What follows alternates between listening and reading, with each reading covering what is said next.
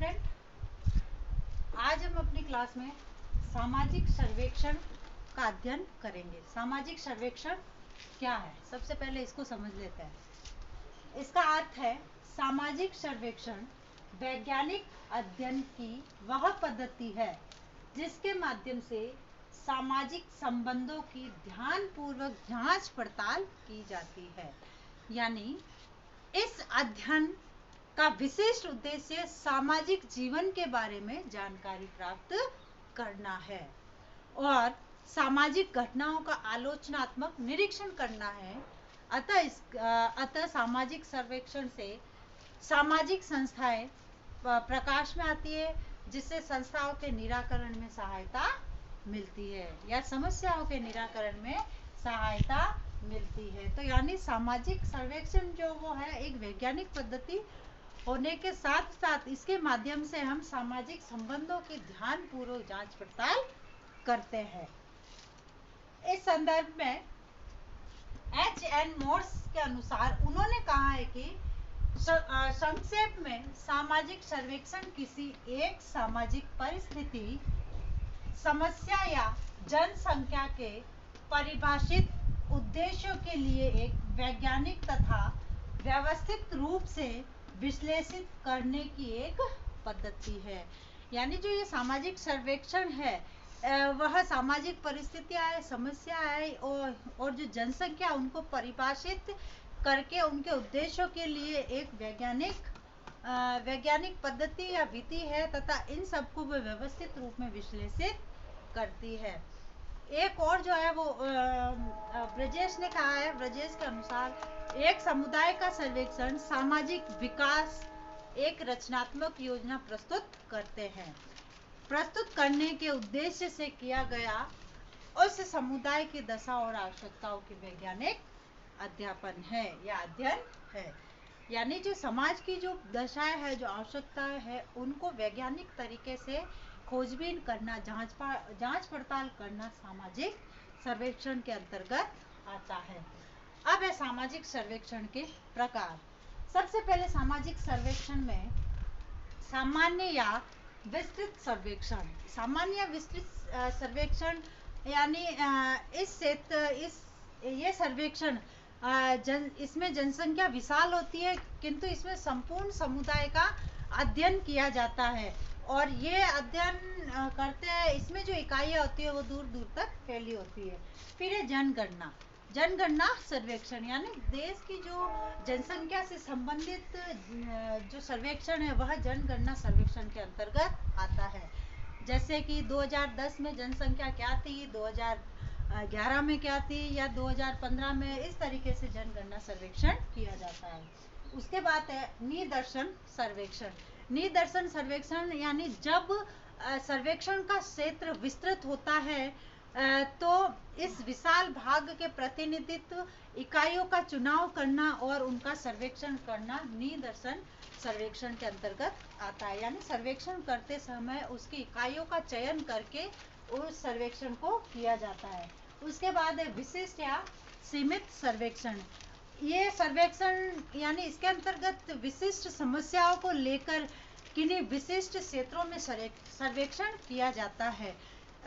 इस तरह इसमें समस्या तथा क्षेत्र दोनों ही सीमित होते हैं या समस्या और क्षेत्र जो दोनों सीमित होने चाहिए। अब है अपना नियमित सर्वेक्षण, यानी ये सर्वेक्षण जो है वो निरंतर चलते रहते हैं। जैसे रिजर्व बैंक वगैरह के जो सर्वेक्षण होते हैं वो नियमित रूप से होते हैं, इसलिए नियमित सर्वेक्षण की श्रेणी में आते हैं। उसके बाद है सार्वजनिक सर्वेक्षण, यानी इसमें वे सूचनाएं प्राप्त करनी होती है जो जिनको गुप्त नहीं रखा जाकर सबके लिए वो अनिवार्य होती है और सबका ज्ञान, उन सब सूचनाओं का ज्ञान सबको होना चाहिए। उसके बाद है कार्यवाहक सर्वेक्षण, यानी जब किसी समस्या को लेकर शीघ्र तथ्यों की आवश्यकता पड़ जाती है तो इसे कार्यवाहक सर्वेक्षण कहते हैं। फिर है गुप्त सर्वेक्षण। गुप्त सर्वेक्षण में इस प्रकार का सर्वेक्षण होता है जिसमें सूचनाएं गुप्त रखी जाती है और गुप्त रूप से सर्वेक्षण किया जाता है।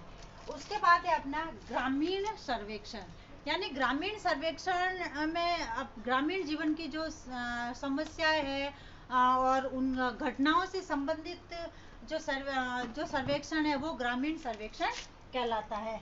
फिर है नगरीय सर्वेक्षण। यानी नगरीय सर्वेक्षण में जो नगरीय जीवन की जो घटनाएं हैं और उनकी समस्याओं से संबंधित जो सर्वेक्षण किया जाता है वो नगरीय सर्वेक्षण।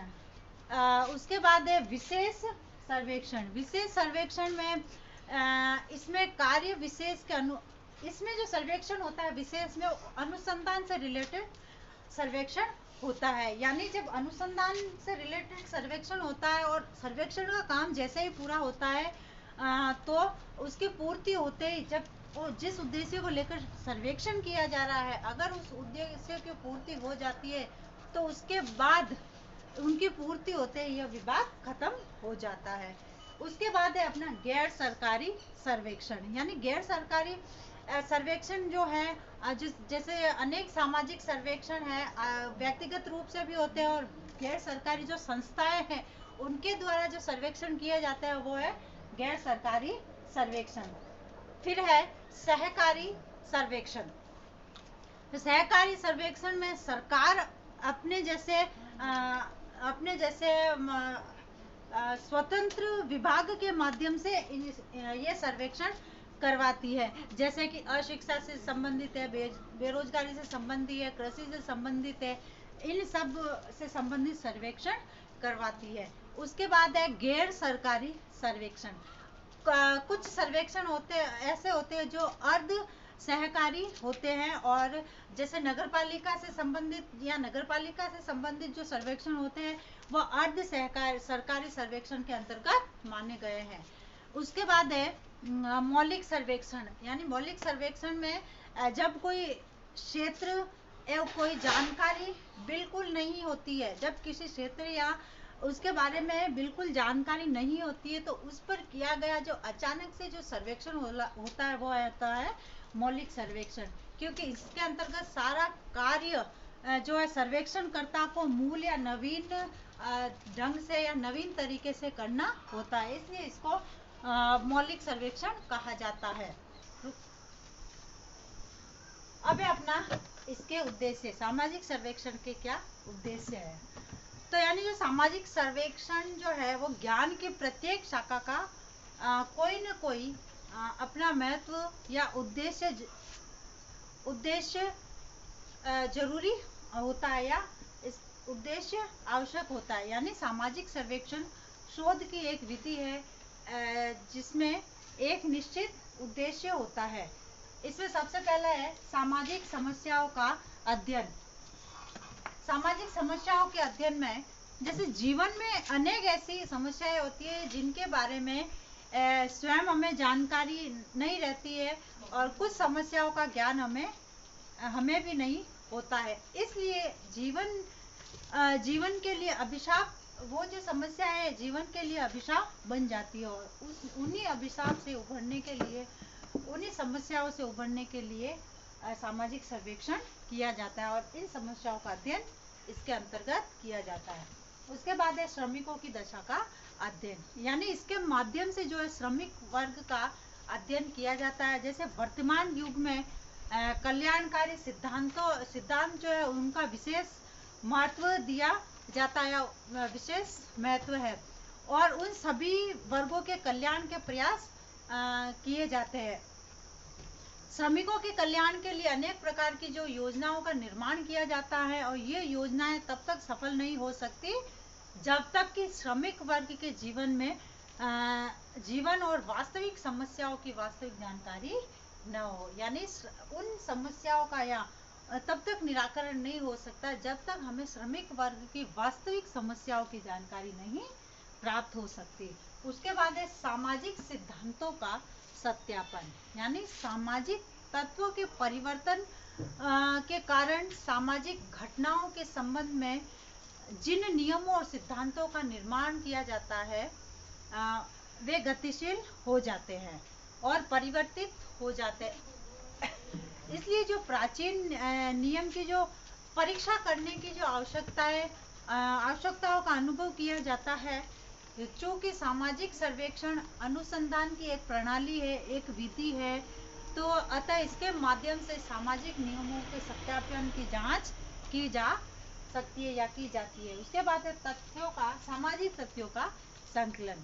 यानी इसका जो मौलिक उद्देश्य है वह है इसके माध्यम से सामाजिक जीवन से जो संबंधित तथ्यों का संकलन किया जाता है। यानी सामाजिक जीवन के विविध पहलू होते हैं और इन विविध पहलुओं के से समाज की रचनाओं और क्रियाओं का अध्ययन किया जाता है, तो सामाजिक तथ्यों का संकलन किया जाता है। अब है सूचना प्रदान करने का उद्देश्य। यानी जो सामाजिक सर्वेक्षण का जो उद्देश्य है, एक है सूचना प्रदान करने का उद्देश्य। जैसा कि मोजकर साहब कहते हैं कि अधिकांश सर्वेक्षणों का उद्देश्य किसी व्यक्ति को सूचना प्रदान कराना होता है।